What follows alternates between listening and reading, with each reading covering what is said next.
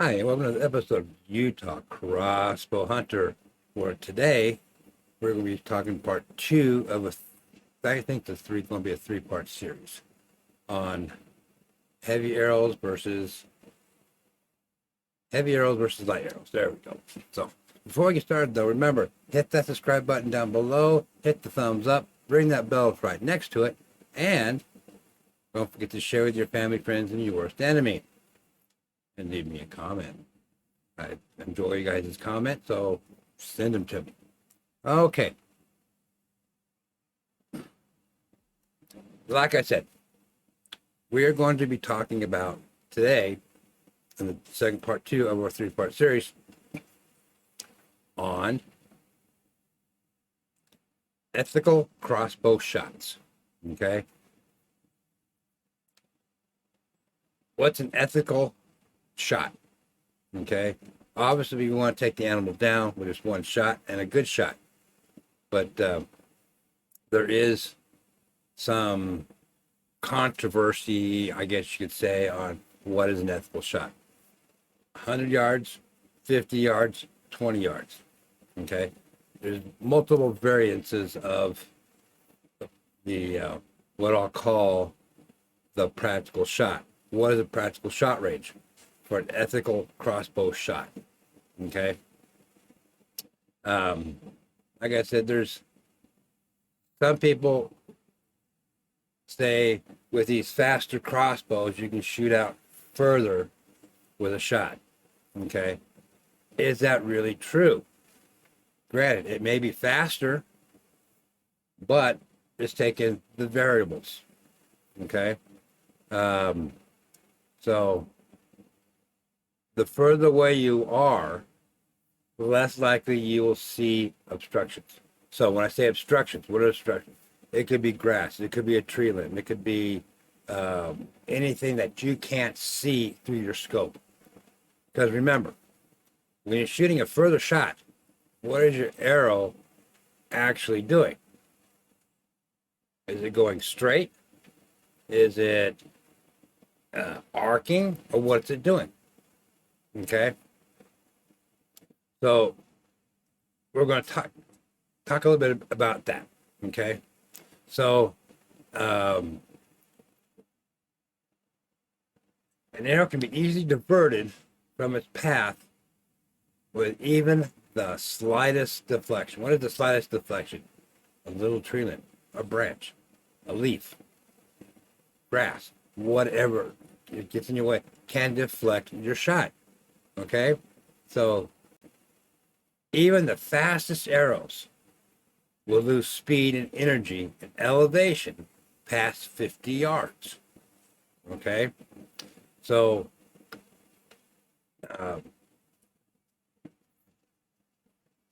even though you have a 440 foot, 440,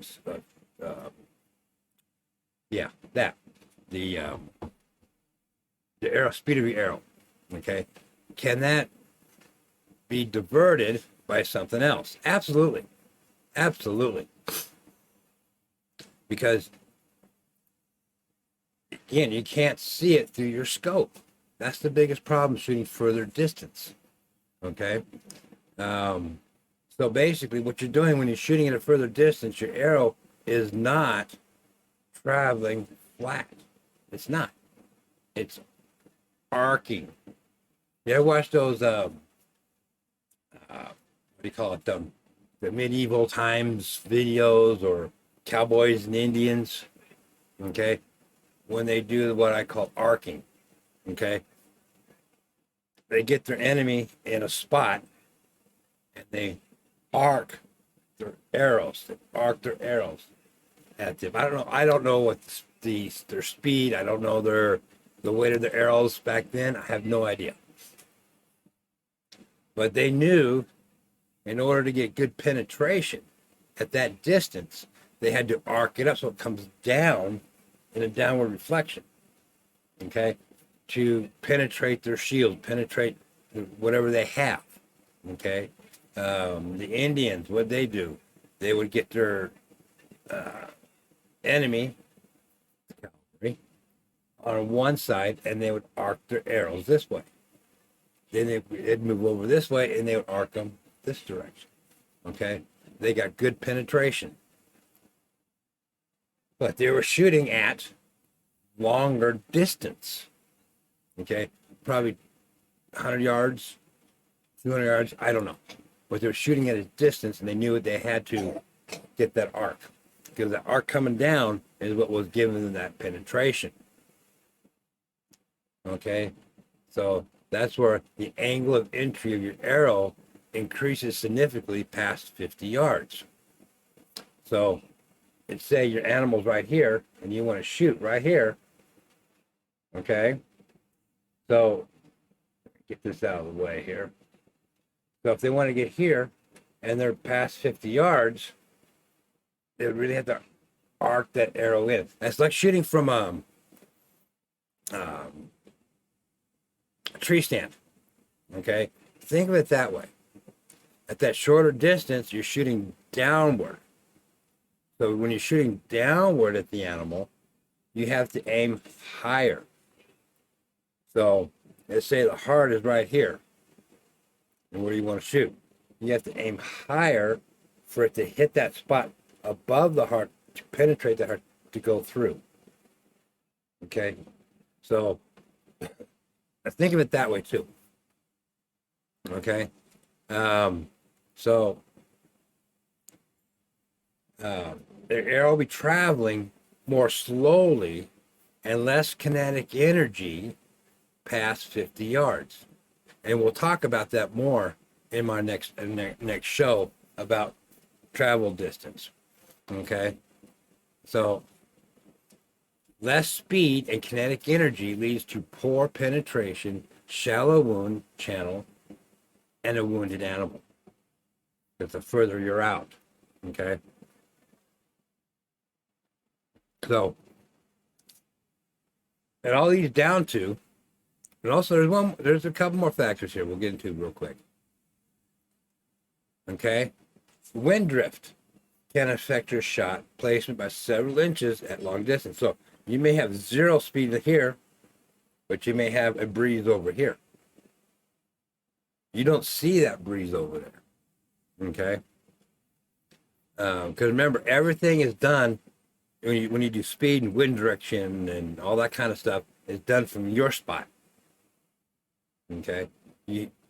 Most of us don't think about going out to where you might be shooting to see if there's anything out there. So let's keep that in fact. Even with the fastest crossbow, an animal can jump the string at extreme distance. Remember, a while back, we did jump in a string video a while back. At shorter distance, say at 40 yards, the chance the animal jumping the string is very, very minimal. But past that 40 yard or 60 yard or 70 yard that you're thinking about shooting, the animal could hear and jump the string before it gets there at longer distances.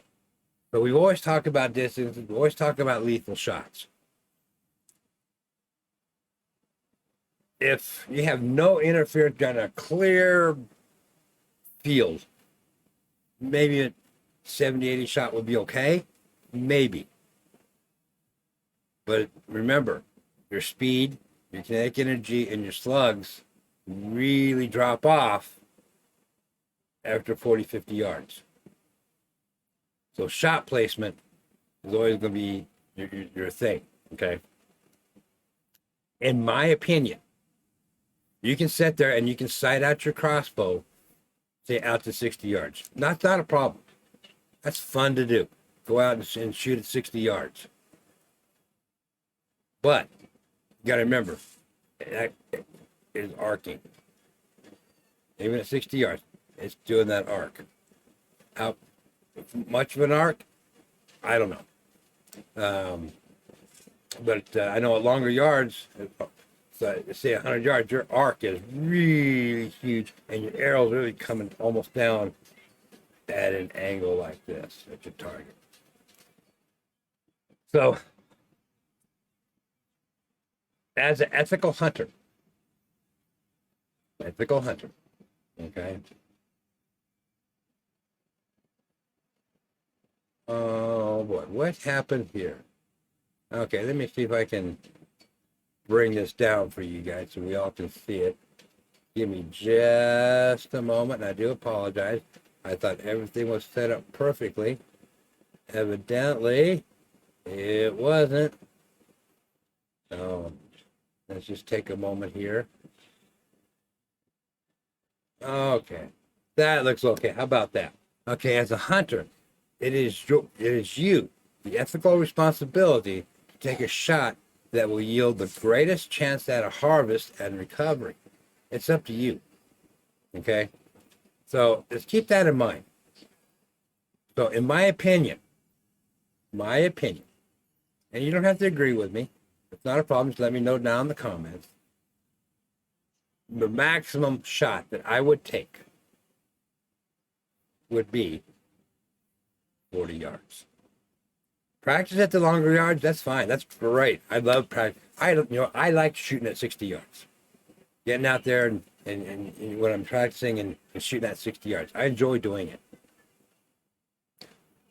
But where I really want to focus on more in the future is my 40 yard, my 30 yard, and my 20 yard. Okay? Now, right now, as you guys know, I'm having an issue with my ATN scope. But just give you guys a quick update on that. I have been in contact with them. They contacted me back. I sent my video of the shooting, and they're giving me feedback, so I'm giving them feedback. So they were asking me in my first email if my ballistic calculator was on or off, which it is off. They were asking me my rail height or my scope height, which is 3 inches. Then they sent me another email asking if I'm doing how I'm measuring it. I told them from the top of the rail to the center of the scope. But that was on a weekend, or today, yeah, it was on a Saturday. They asked, I got that email. Actually, I probably got it Friday, but I didn't see it till Saturday. And I told them about from the top of the rail to the center of the scope. So they are working with me. But like I said, I want to stay with this scope, but if we can't figure it out, I'm going to have to go back to my Vortex scope. Which, I like that scope too. But I will have a surprise with that one later on. I'm not going to spoil that one. Because if I can't get this one worked out, it'll go on my rifles, and I'll go to the Vortex scope on this. All right, so that's what I got now. I guess this is part 2. Part 3, you want to stick around for that one, because we're going to do a lot of information on that one. Because we're going to tie everything together. Heavy arrows versus lighter arrows. The distance shooting. We're going to put all of that together and make it, hopefully, I'm hoping it'll be just the 3 parts. I may have to go to 4 to finish it up, but we'll wait and see. So, you like my new hat up there? Yeah. Davy Crockett. Yeah. Yeah, I got that when I was in Bryce Canyon. I like that. Yeah. I know. But anyways, remember, family first. Take care of your family. By all means, get out there and hunt. And remember, these videos are dedicated to my son. Have a great day, and thank you very much for watching.